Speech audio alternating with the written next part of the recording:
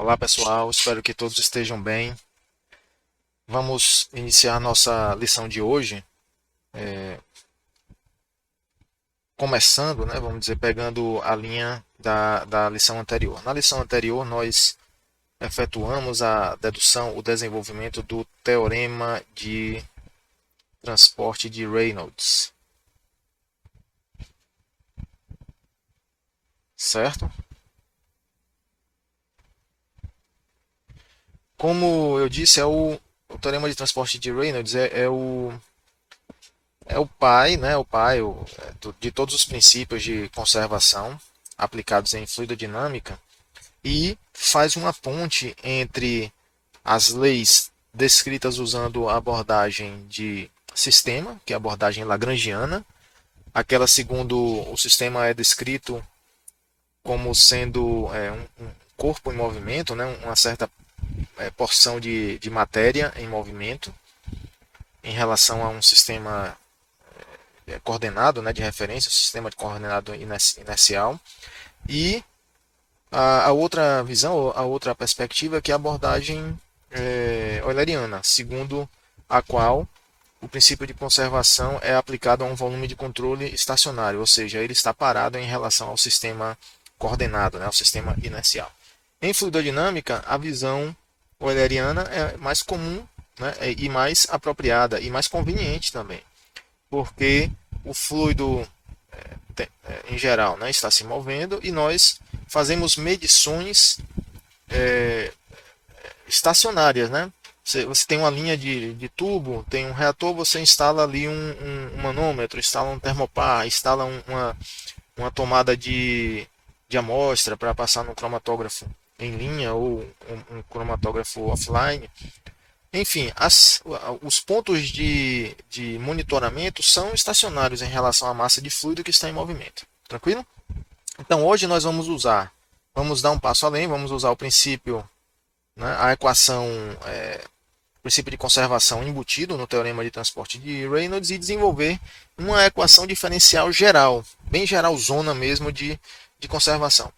Esse caminho que a gente vai trilhar é o seguinte: a gente vai partir dessa equação geral e especificar ela para as quantidades físicas de interesse que devem ser balanceadas. Essencialmente são massa, momento e energia.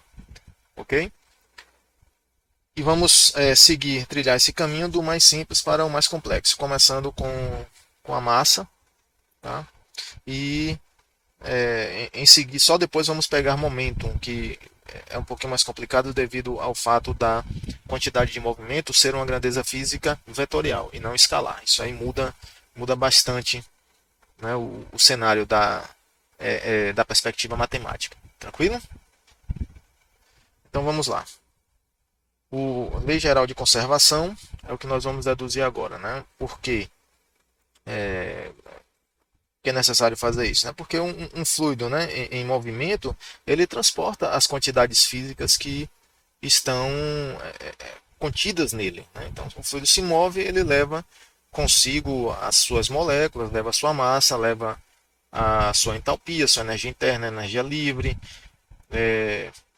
carga, tá? Concentração de espécies químicas. Tudo isso é transportado junto com o fluido, é conveccionado, né, junto com o fluido. Então podemos dizer, né, que ao se mover, o fluido transporta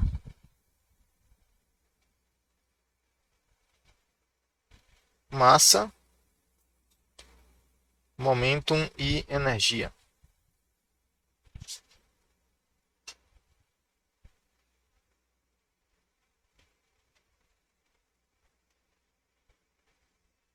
Ok? Então, se nós delimitarmos, né, de uma maneira bem genérica uma região no espaço enclausurada por uma superfície de controle, essa região terá um volume, né, será o nosso volume de controle. E o, o fluido pode produzir, né, um transporte de propriedades físicas entrando no volume de controle e saindo do volume de controle. Em paralelo a isso, é possível que nessa estada, né, nessa residência, durante o tempo de residência do fluido nessa região do espaço, nesse volume de controle, é possível que aconteça geração de alguma propriedade física. Tá? Pode ser gerada energia, pode ser através de reação química, pode ser gerada alguma espécie química produzida, né? Pode ser também consumida alguma espécie química, seria uma geração com sinal negativo, nós vamos adotar essa convenção. E a cada ponto dessa superfície nós vamos associar aquele vetorzinho normal, né? O vetor normal externo à superfície. Tranquilo? Esse vetor normal ele poderia ter qualquer módulo, porém por facilidade e por conveniência eu vou botar aqui um chapeuzinho para indicar que é um vetor normal unitário, significando que o módulo dele sempre vai ser 1. Né? Onde ele aparecer como um produto, né? Fazendo o produto com algum outro fator, ele não alterará o módulo, né, desse outro fator, esse outro vetor, por exemplo. Tranquilo? E nessa região, né, nesse volume de controle, nós sempre poderemos anunciar o nosso princípio de conservação daquela maneira usual. Acúmulo é igual ao que entra, né? Menos o que sai, mais o que é gerado. Chamar até de equação 1 essa aqui. Tá? Então, no nosso volume de controle, o balanço quantitativo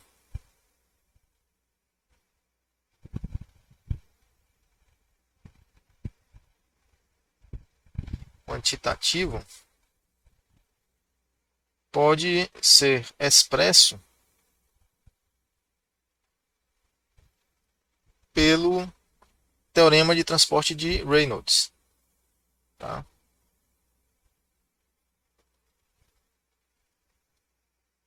De transporte como? Isso aqui foi o que nós deduzimos na aula anterior. Então, é o nosso ponto de partida. Né? dBdt para um sistema será igual a ddt da integral no volume de controle de ρbdv mais a integral na superfície de controle de ρb, velocidade relativa do fluido, escalar vetor normal, dA. Estou repetindo aqui o argumento da velocidade relativa, porque o volume de controle pode ser móvel, mas apenas fixando o que eu falei na aula anterior, esse VR vai acabar virando a velocidade do fluido, né? V simplesmente. Tranquilo? Vou identificar aqui cada um desses termos para poder desenvolver mais na frente. Esse termo será o A, aqui nós temos o termo B, o termo C.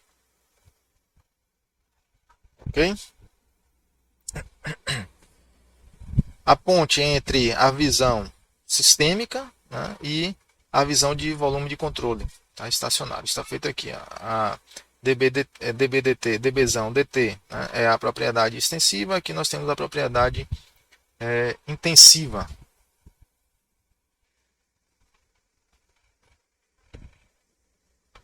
Então, A nada mais é do que a taxa de variação da propriedade no sistema, que é a massa móvel de fluido. Na massa móvel de fluido. O B é a taxa de variação dentro do volume de controle, aquela região estacionária delimitada no espaço, né? No espaço físico. Então, o B é a taxa de variação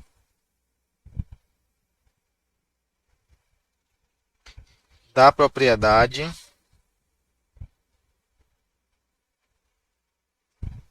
no volume de controle.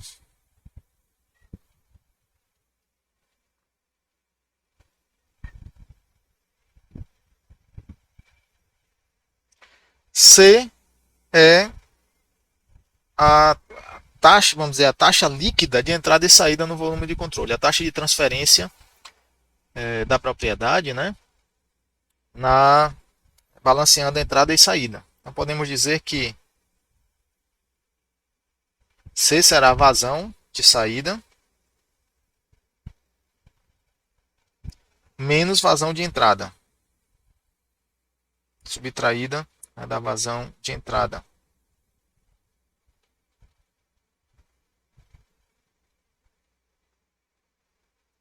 Menos vazão de entrada da propriedade física.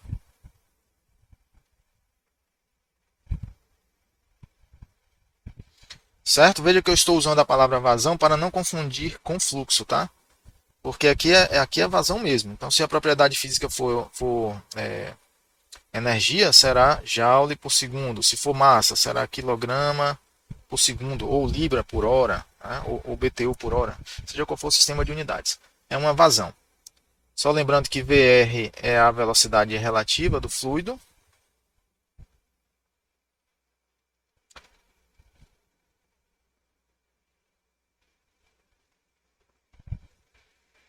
Do fluido em relação ao volume de controle ou à superfície de controle. Ok? B maiúsculo é a propriedade extensiva.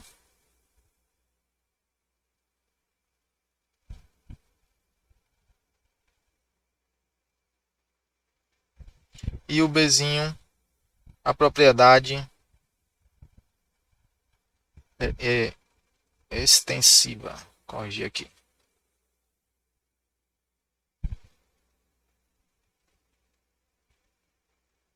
Certo. Propriedade física intensiva. Intensiva por unidade de massa.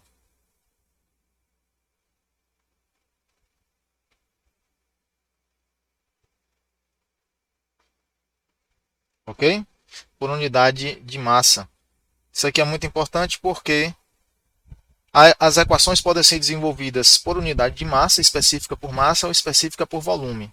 E apresenta uma pequena diferença nos termos, né, dependendo da maneira como a equação é padronizada, convencionada. Tá? Então aqui nós vamos desenvolver o equacionamento considerando que Bzinho é igual a Bzão por massa, por unidade de massa. Ok? A diferença nos termos, em geral, é a multiplicação da densidade, da massa específica. É só isso mesmo. Tá? E usando as equações em uma versão ou outra, produzem o mesmo resultado, se tudo for feito, né, corretamente, discretizado corretamente. Ok? Vamos agora, pessoal, tratar cada termo isolado, né, e tentar desenvolver para transformar o teorema de transporte de Reynolds numa equação diferencial. Né, converter ele numa equação diferencial. Ele já é uma equação diferencial no sentido que tem derivadas, tá vendo? Mas essas integrais aqui transformam, transformam o teorema, né, de transporte em uma equação integral diferencial. Não é uma forma conveniente, né, para a sua utilização. Claro que eu posso, né, sempre resolver essas integrais numericamente, é possível, tá? Porém, os métodos de solução de equações diferenciais estão muito mais evoluídos do que os métodos de solução de equações íntegro-diferenciais ou integral-diferenciais. Então, é muito mais conveniente e viável, né, de se encontrar uma solução se nós obtemos uma equação diferencial geral e partimos para solucioná-la. Tá ok? Então, vamos iniciar aqui com a taxa de variação no sistema.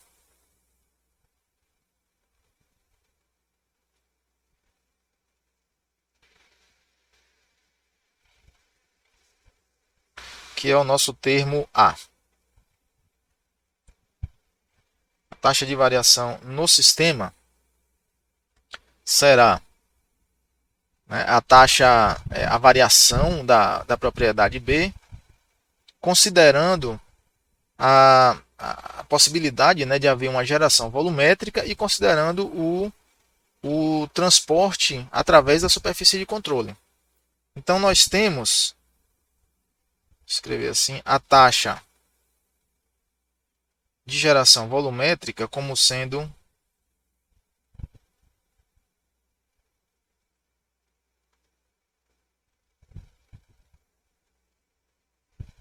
igual à integral no volume de controle.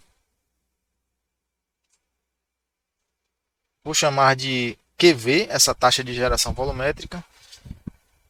Então, se eu tenho, digamos, geração de energia, o QV ele terá a unidade de watts por metro cúbico, né? Joule por segundo por metro cúbico, por exemplo. Ou BTU por hora pé cúbico. Tá? Quando eu multiplico por volume, por dV, eu vou obter taxa, vou obter watts, né? Ou vazão mássica, ou alguma taxa, tá? Taxa temporal, no caso. E a taxa de transporte superficial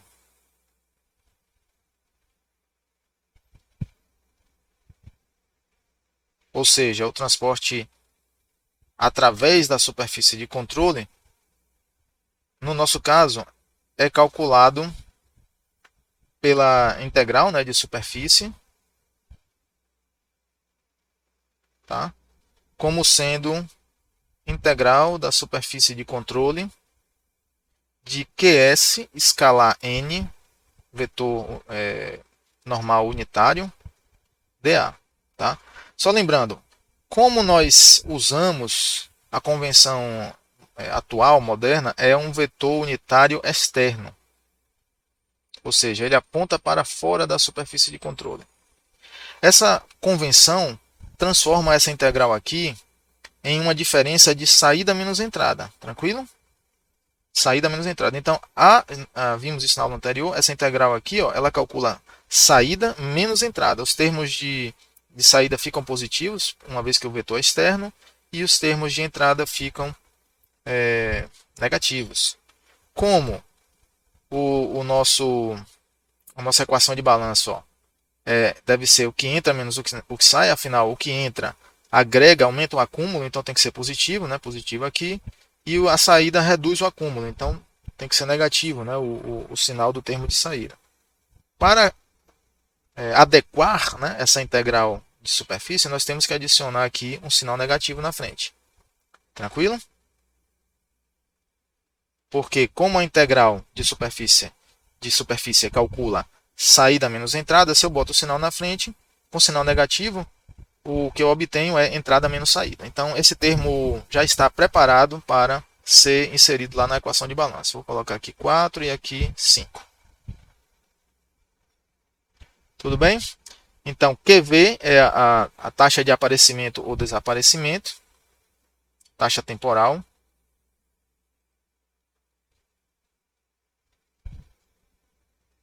De aparecimento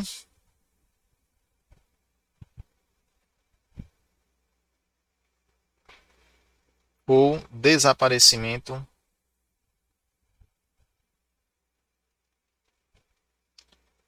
de B no volume de controle. E QS é o fluxo de B através da superfície de controle. Tá? Só lembrando, pessoal, que o fluxo de uma grandeza escalar, né, é um vetor. Então, se B é escalar,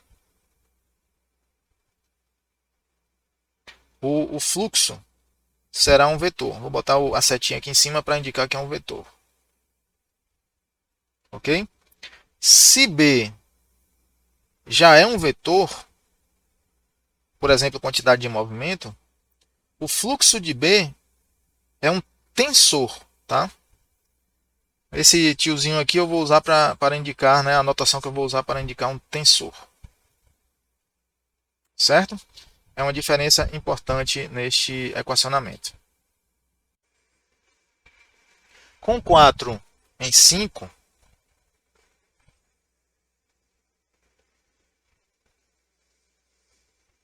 com 4 em 5, o termo A pode ser escrito como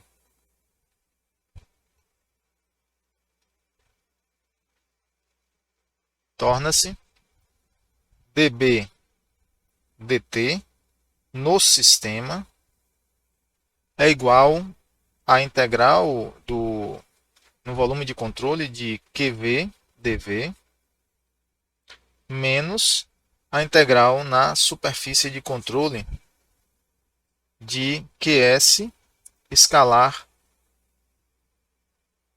NdA. Certo? Produto escalar aqui. Nosso resultado 6. Eu vou designar, como vamos trabalhar um pouco mais esses termos, eu vou designar esse termo como sendo D e esse aqui como sendo E. Certo? Vamos agora vamos deixar por enquanto esse D e E e vamos avançar o termo D, ou o termo B, aliás. Vamos avançar a taxa de variação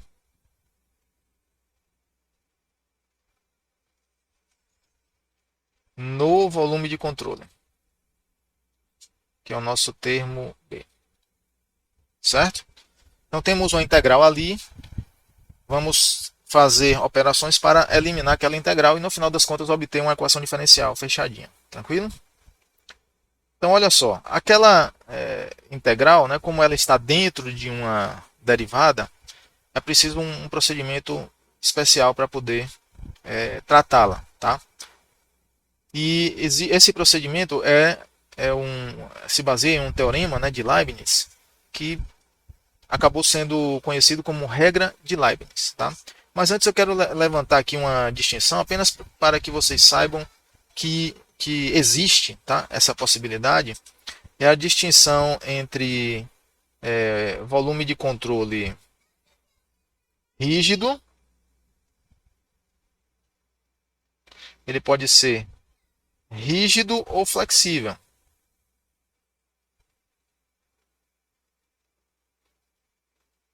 De modo geral, existe a possibilidade, pessoal, do volume de controle ser flexível, tá? Certo? Nós vamos usar a hipótese de volume de controle rígido. Porém, na condição mais abrangente, né, de um volume de controle flexível, o acúmulo de B,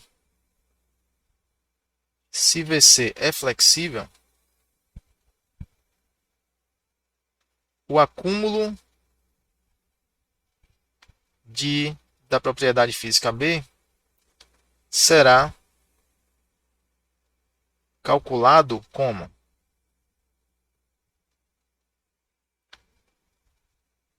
Então, nessa situação, nós temos DDT, o acúmulo é sempre a derivada temporal, né? A derivada temporal do conteúdo.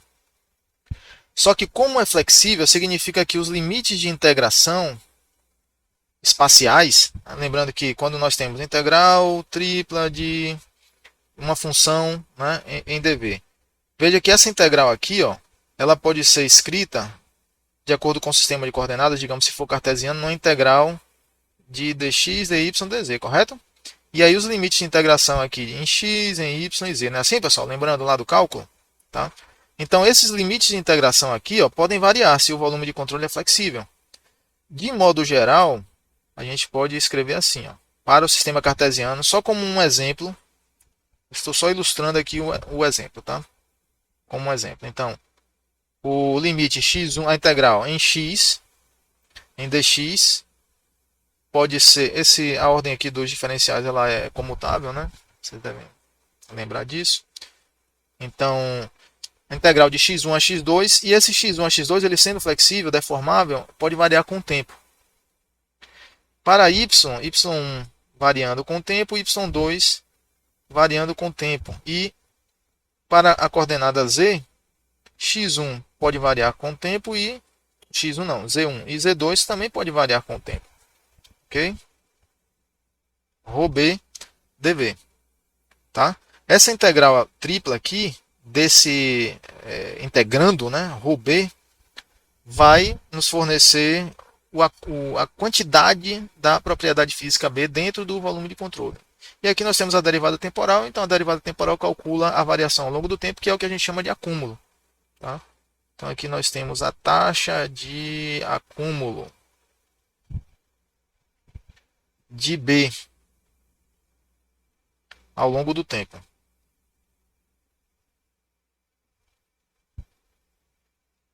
Certo? No volume de controle. Ok? Vou apagar aqui para ficar um pouquinho mais limpa a nossa área de trabalho. Certo? Vou chamar de 7 este nosso resultado. A coisa fica mais tranquila, mais simples para um volume de controle rígido. Para um volume de controle rígido, os limites da integral, né, da integração,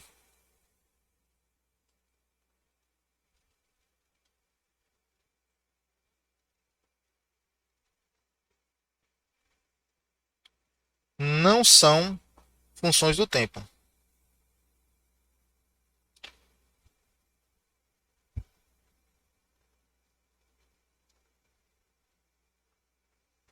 Certo? Então isso facilita bastante. Ou seja, então aqui nós teríamos apenas x1, x2, constante y, y2, z1, z2. Então, tranquilo? E de acordo com a regra de Leibniz,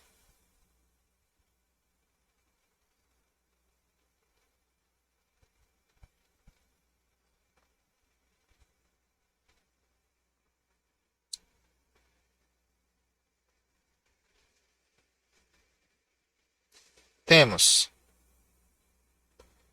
a regra de Leibniz, pessoal, é um teorema, tá? E pode ser provado, né, por um procedimento dedutivo e argumentativo rigoroso, formal. É chamado de regra porque é tão usada nessa área pelos físicos e pelos engenheiros também, né, pelos matemáticos também, que é um teorema que é usado com muita frequência. Na matemática se chama de regra. Então, a regra de Leibniz diz assim: d dx de y1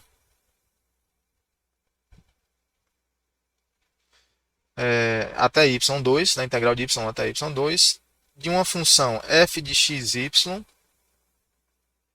dy é igual a integral de y1 até y2 da derivada d dx de f de xy y dy. Tá? Então, o que diz a regra de Leibniz, pessoal? Ela diz o seguinte: trocando em miúdos, simplificando, ela diz que a derivada de uma integral é igual à integral de uma derivada. Pronto, é isso. Certo?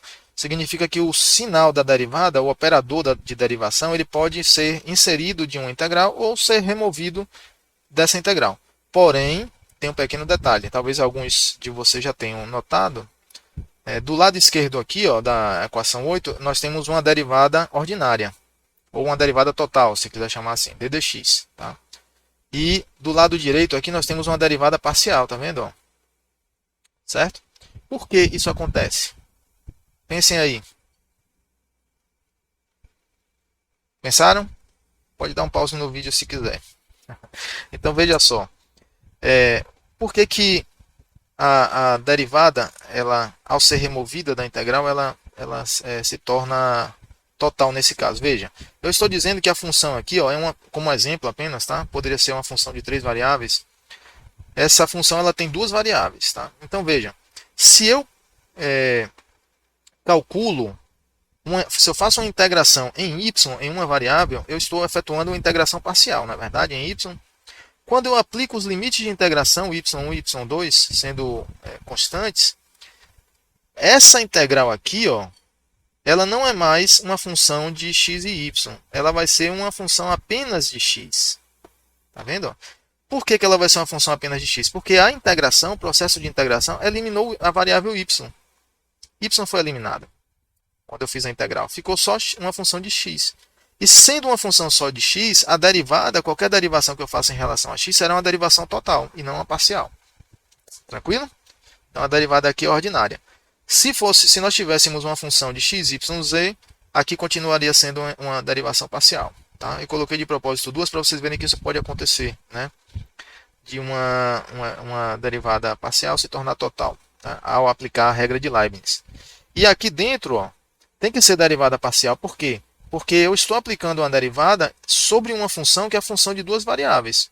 Então, se eu estou calculando uma derivada em relação apenas a uma variável e a função tem duas variáveis, obrigatoriamente essa operação de diferenciação, né, de derivação, ela terá que ser parcial. Ela é parcial, pela própria definição.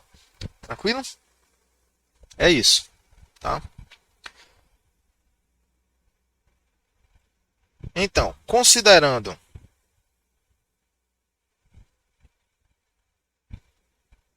um volume de controle não deformável,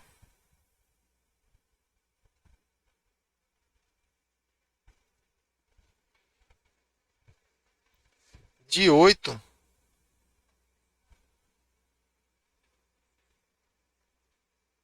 podemos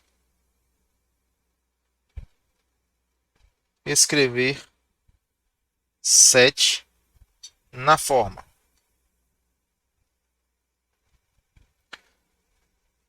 ddt da integral tripla no volume de controle de ρbdv. Ok? Como sendo igual a integral no volume de controle de ddt de ρbdv. Olha só. Eu, usando a regra de Leibniz, eu transportei o operador, né, de derivação temporal para dentro da integral. Certo? Será nosso resultado 9. Passando agora para o termo C, né, que é um termo de taxa convectiva.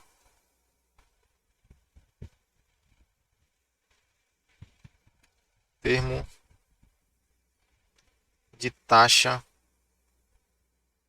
convectiva. C. Então, eu havia falado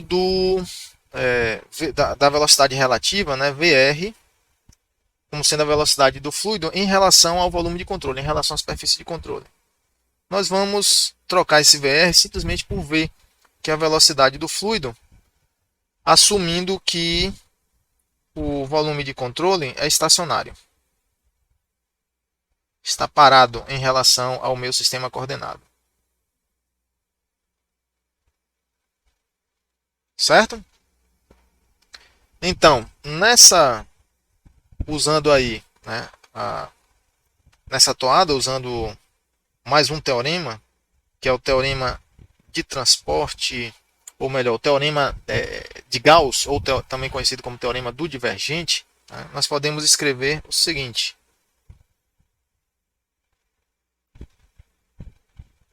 De acordo com o teorema de Gauss,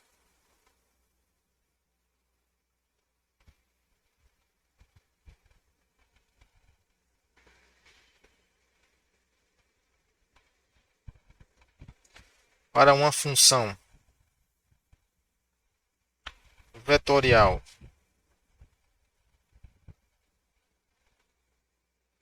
f, vale que, veja, se a integral em uma superfície de controle é feita pelo produto, ou melhor, o integrando é o produto da função vetorial f e os vetores normais externos a essa superfície, tá? A integral na superfície total, né, que no caso aqui é a nossa superfície de controle, é igual à integral dentro do volume de controle do divergente de f, dv. Nosso resultado 11. Tá? Então, o que é que o teorema de Gauss faz? Ele transforma uma integral de superfície, é uma integral difícil de resolver, em geral, a integral de superfície é difícil de resolver. Por quê? Porque nós temos a superfície, ó, e precisamos desvendar aqui uma relação funcional para esse vetor normal como sendo uma função de x, y, z. Tá? É difícil obter essa relação aqui. Certo? Um vetor normal externo. Ele vai variar ponto a ponto dentro na superfície de controle. Tá? Uma integral de volume é muito mais fácil de ser calculado. Uma vez que nós temos as fronteiras definidas, tá? Nós podemos fazer uma integral sem se preocupar com a orientação de vetor, né? Como é o vetor normal. É uma integral simples, tá? Bem mais simples. Não é que seja simples, mas é bem mais simples do que realizar a integral obtendo uma relação funcional para um vetor a cada ponto da superfície. Essa integral aqui ela é bem mais simples de ser resolvida, tá? Do que essa.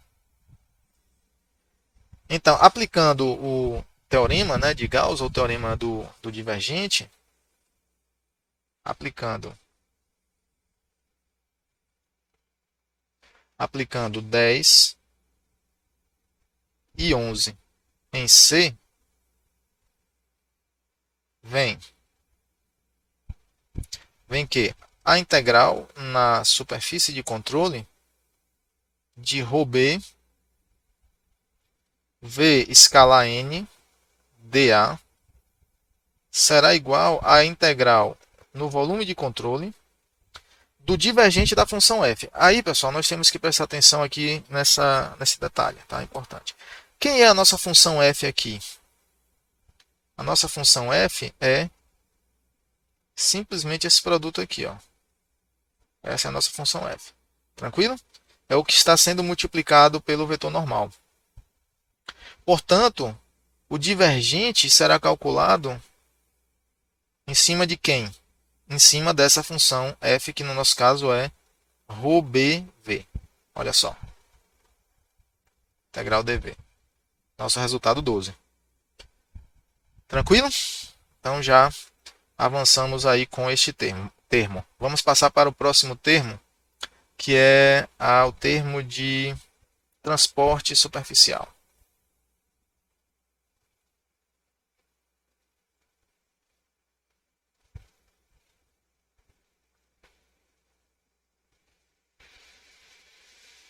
Ok? Nosso termo identificado lá como D. Neste termo, nós vamos recorrer novamente ao teorema de transporte ou ao teorema de Gauss, né? Ou teorema do divergente, tá? Porque nós temos uma integral de superfície realizada contra o vetor normal a cada elemento de área dessa superfície. Então, usando o teorema de Gauss, nós temos que essa integral de superfície será igual à integral no volume de controle do divergente de QS, dV. Ok? É só isso para esse termo. Tá? E agora, pessoal, podemos juntar tudo. Né? Vamos juntar todos os termos desenvolvidos com 13 em 6 e substituindo 6, 9 e 12. Esse é o procedimento. Em 2, obtemos. Vamos obter que a integral, juntando todos os termos desenvolvidos, tá? A integral no volume de controle de QV/dV menos a integral no volume de controle do divergente de QS dV é igual a integral no volume de controle de DDT de ρb dv mais a integral no volume de controle de divergente de ρb, velocidade do fluido, dv. Tranquilo? Ok. Então, olhando o 14, pessoal, acontece algo interessante, que é o seguinte, tá? A operação de integração ela é aditiva, na verdade. Então, nós temos aqui, ó, integrais realizadas no mesmo limite de integração, que é o volume de controle, todas elas. Isso significa que eu posso somar essas integrais e transformar numa integração só, tá? As integrais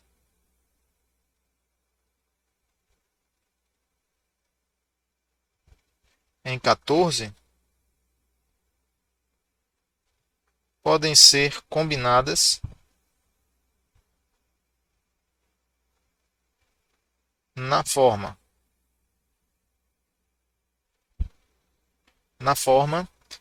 integral no volume de controle de ddt de ρb mais o divergente de ρbv mais o divergente de QS menos QV dV igual a zero. E aí nós obtemos a equação 15. Tá? O que é que significa essa equação 15, pessoal? Significa o seguinte.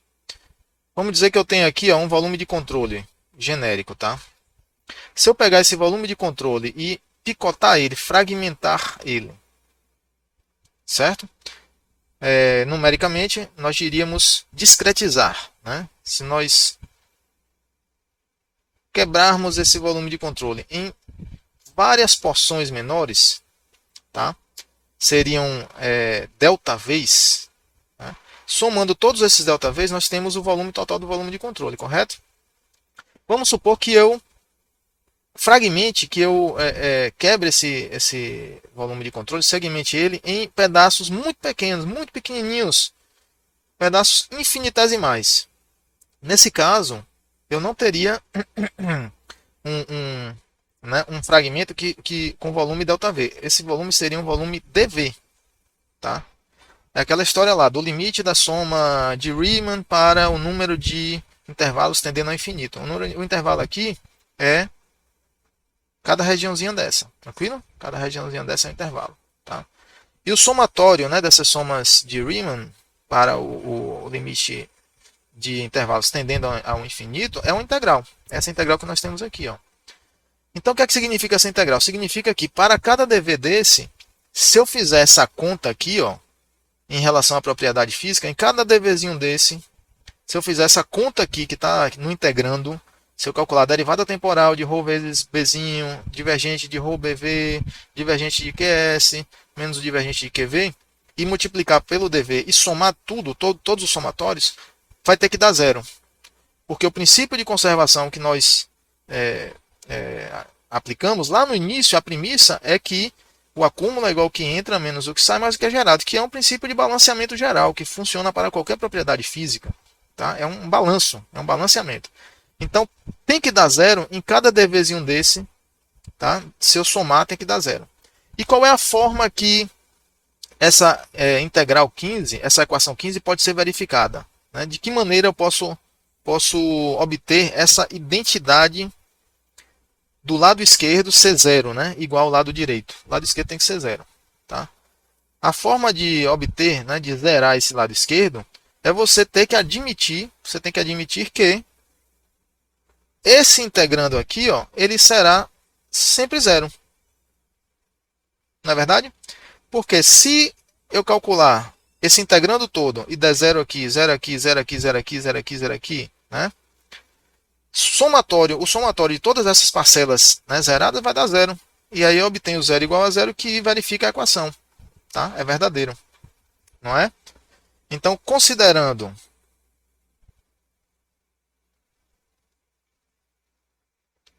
o volume de controle arbitrário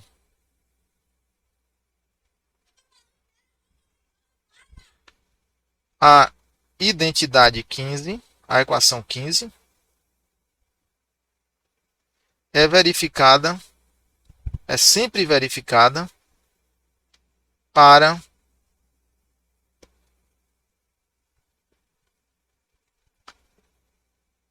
ou quando d dt mais divergente de ρbv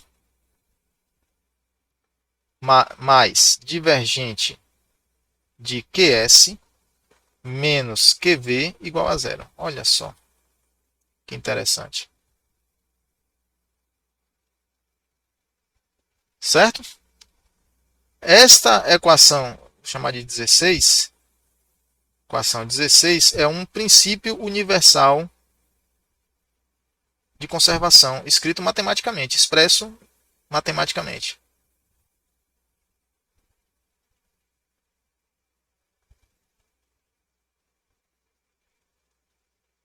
De conservação. Tá? Para qualquer propriedade física, pessoal, qualquer uma transportada pelo fluido. É absolutamente geral esse princípio aí, certo? Vale para propriedades usuais que estamos acostumados, mas carga elétrica, por exemplo, poderia ser balanceada ou calculada, né, o fluxo de cargas elétricas transportadas por um fluido em movimento através dessa equação 16. Ela é absolutamente geral. Tranquilo? Ela está acima de, em termos de uma escala de generalidade, muito acima de Navier-Stokes, por exemplo. Acima do princípio da conservação da massa e tudo mais. Tranquilo? Até o próximo vídeo. Um abraço.